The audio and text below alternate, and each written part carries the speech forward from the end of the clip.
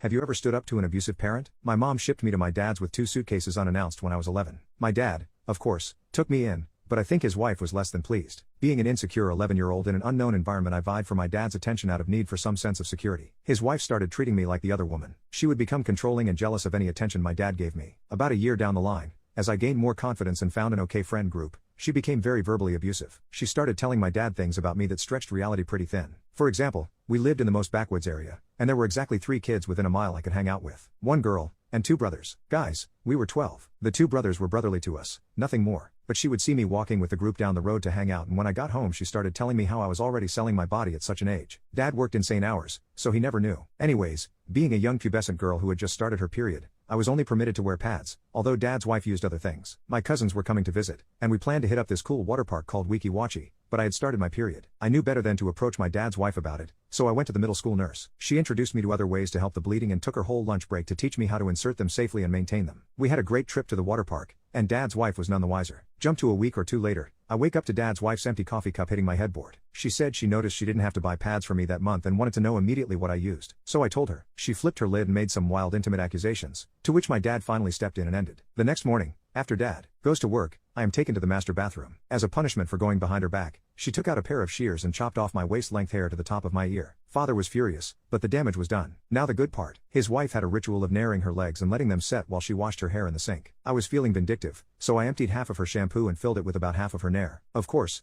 being 12, I didn't really think out the science behind this. I just had a glorious picture in my mind of her being bald. It worked. Her hair had some sort of weird reaction and she went almost fully bald.